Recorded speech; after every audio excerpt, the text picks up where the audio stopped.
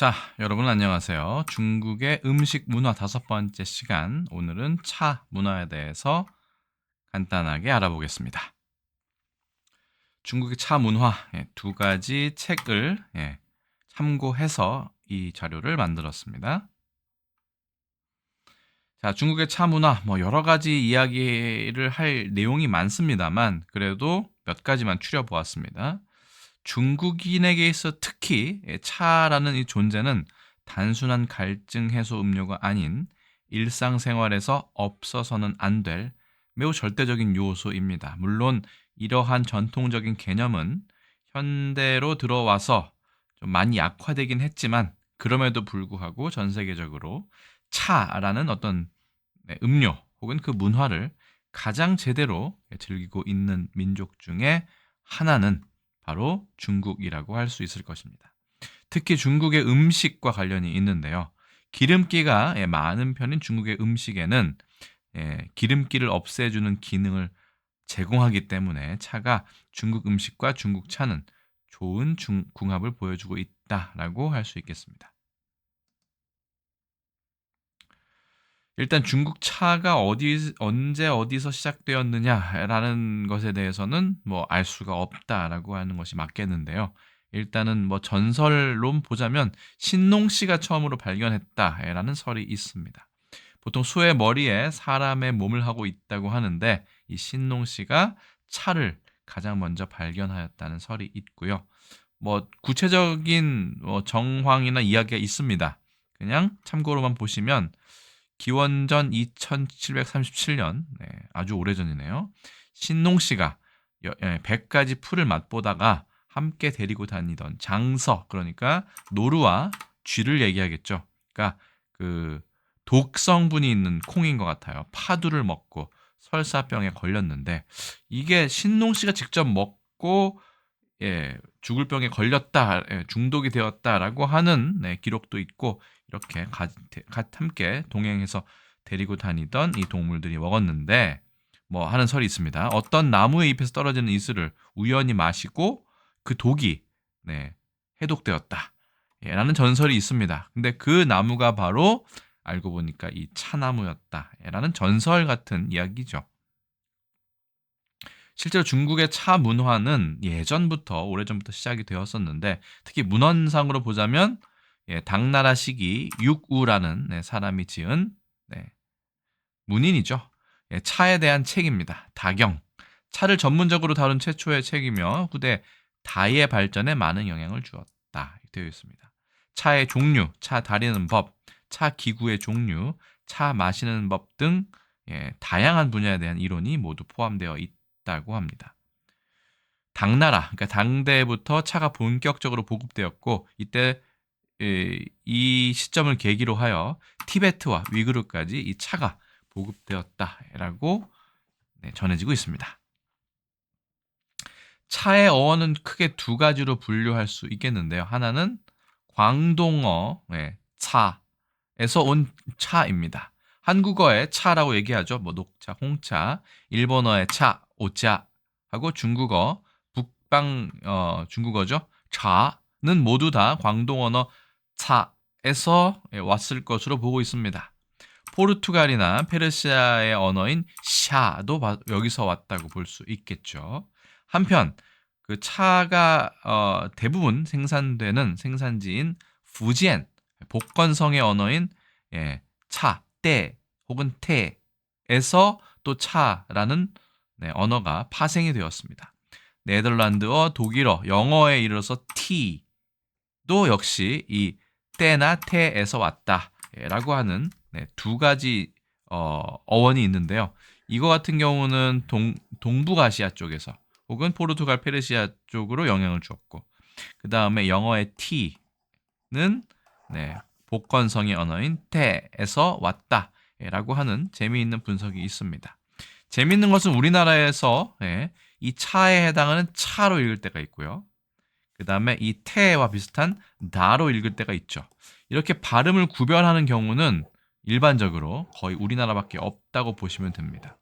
그래서 다반사라든가 그렇죠? 차를 마시고 밥을 먹는 일 같은 일상에서 반복되는 흔한 일을 얘기하죠.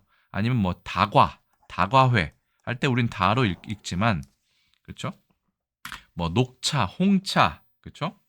라고 이야기할 때는 차로 읽는 상당히 특이한 이중적인 도금을 가지고 있는 것이 바로 우리나라의 한자 도금인 차 혹은 다에 대한 도금입니다. 상당히 특이한 경우라고 보면 되겠습니다. 어쨌든 두 가지가 다 같은 것을 의미한다.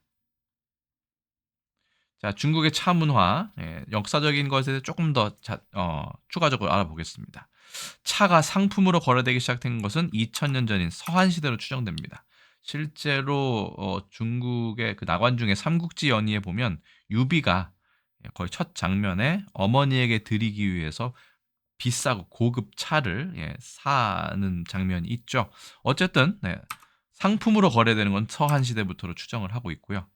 이 당나라 시대에는 민간인들에게도 보편화되었습니다. 그러니까 그 전에 유비가 나왔을 나오는 장면에서도 알 수 있겠지만 차는 귀족들만 그렇죠?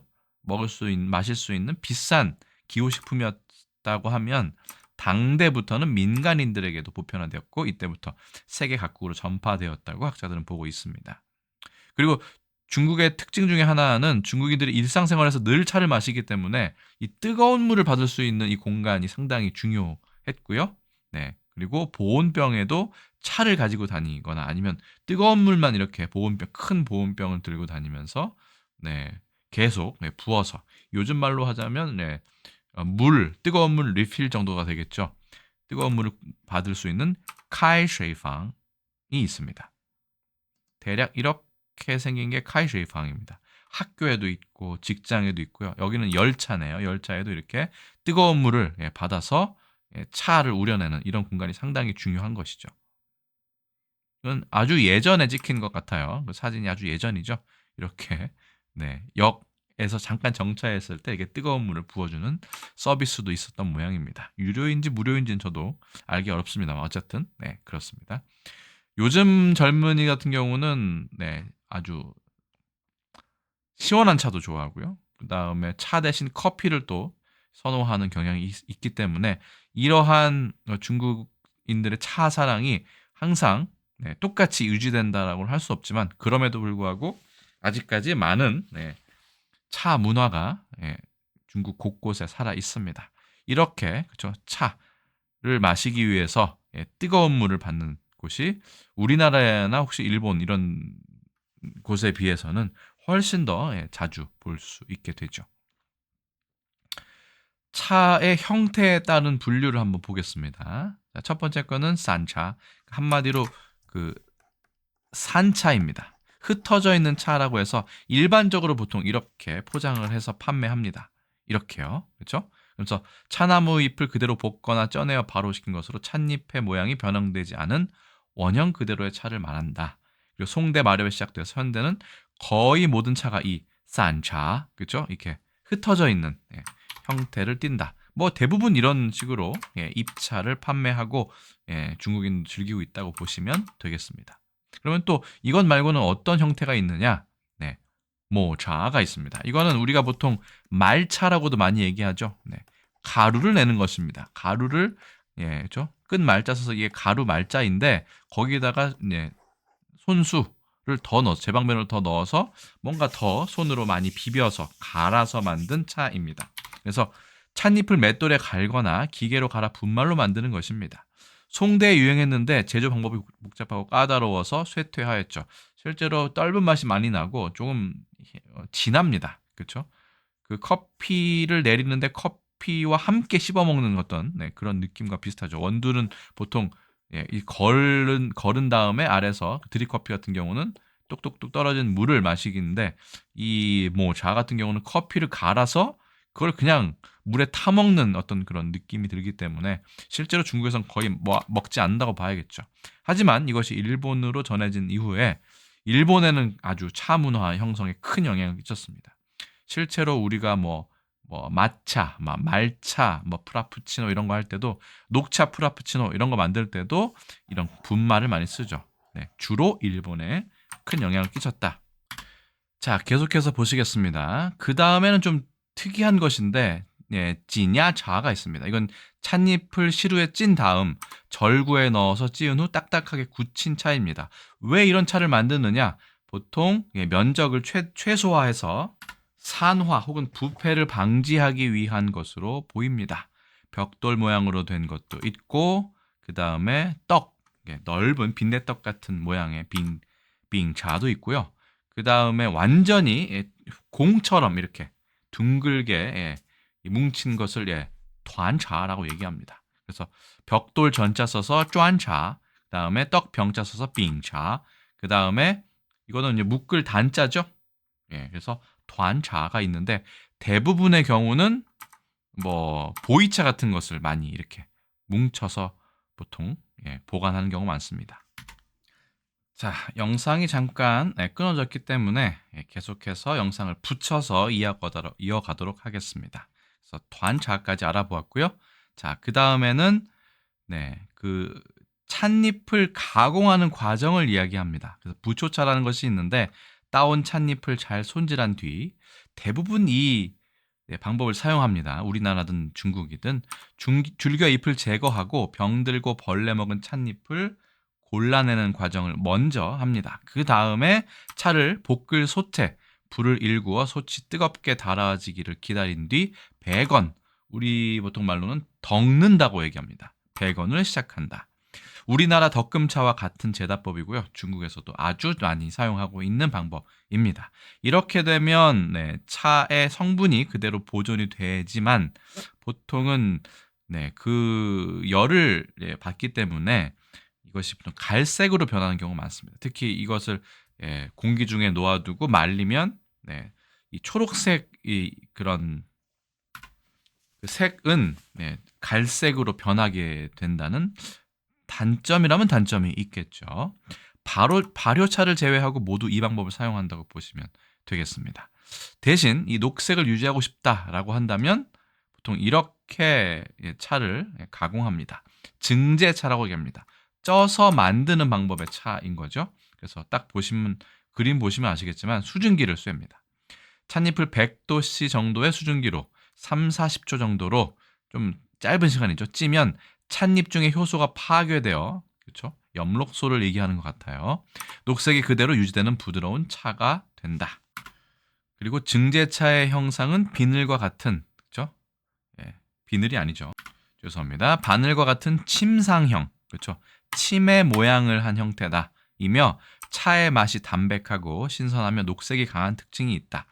아까 말씀드린 것처럼 이렇게 증제차로 하지 않으면 해서 말리지 않으면 이 녹색이 유지되지 않습니다. 그래서 중국도 그렇고 우리나라보다는 중국과 일본에서 많이 얘기하는데요. 이렇게 차색이라는 것이 있습니다. 중국에서는 자서라고 얘기하고 일본에서는 자이로라고 얘기하는데 이것이 바로 우리가 보통 얘기하는 영어의 브라운, 갈색입니다. 왜냐하면 차는 웬만하면 이렇게 증제를 하지 않으면 시간이 지날수록 공기 중에 노출이 되고 산소와 결합을 해서 산화가 되지 않습니까? 그러면 갈색으로 변하는 일명 갈변 현상이 나타납니다. 그렇기 때문에 갈변 현상을 막기 위해서는 찻잎을 100도씨 정도로 수증기로 3, 40초 정도로 찌는 이런 증제의 형식을 과정을 거치지 않으면 안 된다고 보시면 되겠죠. 이렇게 만드는 경우는 아주 많지는 않습니다만 일부 녹색이 강한 녹차를 보시면 이 차는 쪄서 말렸구나라고 생각하시면 되겠습니다. 자, 그리고 차의 발효도, 제조 공정, 색상이 발효에 따라서 이게 다른데요. 한번 먼저 보고 좀 더 자세히 설명드리겠습니다. 첫 번째는 불발효입니다. 발효하지 않았기 때문에 매우 투명한 혹은 약간 녹색을 띠죠. 푸른색을 띱니다. 불발효이고요. 반발효가 바로 우롱차, 대표적인 우롱차이고 발효차 중에 홍차가 있습니다. 후발효 중에 흑차가 있는데 우리가 아는 것 중엔 보이차가 여기에 보통 해당하죠. 그래서 중간중간에 뭐 황차라든가 백차도 있는데 그것도 한번 설명을 드려보도록 하겠습니다. 참고로 홍차든 우롱차든 녹차든 보이차든 그 재료는 다 똑같다는 사실을 먼저 말씀을 드리겠습니다. 차나무 잎에서 딴 찻잎으로 그렇죠? 차나무에서 딴 찻잎으로 만드는 것들인데 그 제조 공정 혹은 발효도에 따라서 이렇게 분류가 된다라는 것 먼저 말씀드리고요. 자, 불발효부터 먼저 볼까요? 그게 바로 류차입니다. 녹차죠, 녹차. 류차는 발효가 되지 않은 차를 말한다. 우리가 만든 녹차인데 우리는 녹차를 다 아주 골고루 이야기하는 반면에 중국에서는 류차라고 하면 발효, 불발효차를 얘기한다. 발효가 되지 않은 차. 잎을 딴 후에 발효되는 것을 막기 위해 찌거나 볶는다. 아까 말씀드린 것처럼 이렇게 찻잎을 이렇게 비비게 되면 그때부터는 발효가 시작이 되는데 상처를 입히면요. 그렇게 하지 않고 바로 찌거나 볶게 되면 특히 찌게 되면 그렇죠? 그 색깔이 유지되는 것이죠. 뭐 그냥 볶게 되면 색깔이 유지되지는 않지만 발효는 안 되는 겁니다. 그래서 류차 본래에 영양분이 남아 있는 좋은 차라는 건 사실이지만 자극성이 강하니까 뭐 그다음에 수면에도 방해가 되기 때문에 좀 위장 장애 혹은 수면 장애를 좀 조심해야 될 필요가 있다고 되어 있습니다. 그래서 시후롱징이나 똥팅비로춘, 황산마펑 등이 대표적인 류차 불발효차입니다.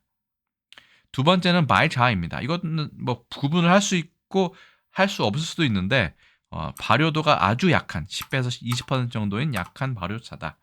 차의 잎이 새하얗고 찬물은 연한 녹색을 띠겠죠. 그래서 이 잎에 약간의 그 흰색이 있는 것을 보아서 말차라고 이야기하는 것 같습니다. 백차죠. 일반적으로 뚜껑이 있는 까이완을 활용한다. 대표적 백차로는 바이하오 인전, 그죠? 그 백호 은침, 그다음에 바이무단, 백모란 목단이죠. 그다음에 쇼메이 수미 등이 있다고 되어 있습니다. 백차 발효도가 아주 낮죠. 세 번째는 칭차입니다. 청차이고요. 네, 이게 이제 흔히 말하는 반발효차입니다. 그래서 발효도가 20에서 60% 정도. 아까 그 백차 같은 경우는 10에서 20% 정도였죠. 이거는 조금 더 세분화하자면 20에서 60% 정도의 반발효차다. 한 절반 정도 발효했다라고 보시면 될 것 같아요. 흔히 우롱차라고 불린다. 그렇죠? 이 우롱차의 명칭은 까마귀와 같이 제품이 검으며 여기 이 사진에서는 좀 구분이 어렵습니다. 아래쪽에 사진을 다시 보여드릴게요. 모양이 용같이 구부러졌다고 해서 이런 이름이 붙었다고 합니다. 그러니까 이름도 붙이기 나름인 것이죠. 제가 보기에는 뭐 그렇게 용같이 생기진 않은 것 같은데 이렇게 생겼습니다. 보통 그렇죠? 뭔가 까마귀처럼 검어서 오골개 생각하시면 될 것 같아요. 까마귀 오자를 쓰고요. 용처럼 구불구불하다고 해서 용이 붙어서 오룡차, 그것을 중국어로 우롱차라고 얘기합니다. 안시티의 관인, 동방메이렌, 우이옌차 등이 유명한 우롱차에 속합니다. 특히 타이완 쪽에서는 이 우롱차를 특히 즐겨 마시는 것 같습니다. 물론 중국 대륙에서도 즐겨 마시긴 합니다만. 그 다음에 홍차입니다. 홍차도 그 원료는 같습니다. 녹차하고 발효도가 대신 거의 100% 가까이에 이르는 완전 발효차다. 그리고 찻잎을 소체에 덕지 않아서 찬물이 붉은 빛을 띈다. 찻잎을 비벼서 상처를 낸 뒤 완전 발효시켜 말리면 이런 홍차가 된다고 되어 있습니다. 영어로 홍차가 무엇인지 알고 계십니까? 영어로 홍차는 레드티가 아니라 블랙티라고 얘기합니다. 왜냐하면 지금 붉은 빛은 띄는 것으로 보이지만 홍차의 잎을 보면 이미 공정이 끝난 잎을 보면 상당히 새까맣기 때문이죠. 명대 말부터 후젠성 우이산에서 생산된 세계 최초의 홍차인 정산 샤오종이 유럽에서 가장 먼저 전해져서 홍차의 최초 원산지는 중국이다. 보통 이렇게 얘기를 합니다. 대표 홍차로는 지먼 홍차, 찐준메이 등이 있습니다. 그 중간쯤에 황차가 있습니다. 이것은 발효차는 발효차인데 미생물을 이용해서 발효시킨 차로 찻잎이 전도되기 전에 곰팡이 번식을 통해 다시 발효시킨 일명 후발효차입니다. 원래 유통상에 문제가 있는 하등 제품이었으나 고유의 색과 맛으로 오히려 유명해진 실수로 태어난 그런 녹차 공정이라고 보시면 될 것 같아요. 황차 이외에는 보통 산화 발효 방법을 사용해서 손으로 찻잎을 마찰시키는 방법으로 발효시킨다고 말씀드렸는데 이거는 특이하게 곰팡이 번식을 이용해서 나중에 발효를 유도하는 방식이다라고 볼 수 있겠습니다. 마지막으로는 헤이차입니다. 흑차라고 얘기하죠. 찻잎을 건조시키기 전에 발효시킨 차로 흑갈색을 띠며 찬물은 갈황색이다. 보통 우리가 운남의 보이차라고 얘기하는데 그게 영어에 뭐 boy, girl 할 때 보이가 아니고요. 중국어로 보이시에서 이 보이 지방에서 만드는 차입니다. 그래서 부얼차라고 중국어로 얘기하고요. 우리는 보이라고 읽지만 중국에서는 부얼이라고 이야기합니다. 그래서 운남의 칠자 병차, 치즈빙차가 등이 유명합니다. 이렇게 떡 모양으로 돼 있어서 아까 그렇죠? 진야차라고 얘기했죠. 이렇게 딱 압력으로 굳혀서 만든 차가 여러 가지가 있는데 그 중에서 보이차, 흑차에 이런 이렇게 압축시켜서 굳힌 형태가 많이 있습니다. 그래서 다시 한번 복습하자면 차의 발효도 제조공정 색상 기준으로는 녹차는 불발효, 그렇죠? 우롱차는 반발효, 보통 청차라고 얘기하죠. 홍차는 완전 발효 혹은 발효. 그다음에 흑차는 후발효. 근데 후발효 중에서도 우리가 황차가 있었기 때문에 이것도 완전 발효라고 보시면 될 것 같습니다. 좀 다른 점이 있다면 흑차는 정말 오랫동안 이 발효를 시키는 것이죠. 그런 것이 좀 흑차의 특징이다라고 할 수 있겠습니다. 영어로 보자면 이것은 그린티, 이건 화이트, 백차죠. 옐로우티, 우롱티, 블랙티, 다크티 정도로 나뉩니다. 그래서 영어로도 한번 알아보면 이 차의 발효도의 정도, 제조 공정, 색에 따라서 색상이 이렇게 달라지는구나라는 것을 알 수 있겠죠. 물론 이렇게 정확하게 구분되진 않습니다만 그래도 이해를 돕기 위해서 가장 선명한 색으로 이렇게 고른 것 같습니다. 그래서 오늘은 중국의 음식 문화 중에 또 중요한 부분을 차지하고 있는 차 문화에 대해서 알아보았습니다. 물론 중국 차에 대해서 이렇게 간단한 시간에 짧게 정리할 수 있는 건 거의 불가능에 가까울 수 있겠지만 그래도 중국의 차 문화에 대해서 아주 간단하게 그렇죠? 알아볼 수 있는 기회가 되었기를 바랍니다. 제가 준비한 건 일단 여기까지고요. 다음에는 또 중국의 또 다른 음식 문화, 아마도 술 문화에 대해서 이렇게 설명을 드릴 수 있을 것 같습니다. 일단 제가 준비한 건 여기까지고요. 또 다음 시간에 또 다시 뵙도록 하겠습니다. 여러분 안녕히 계세요.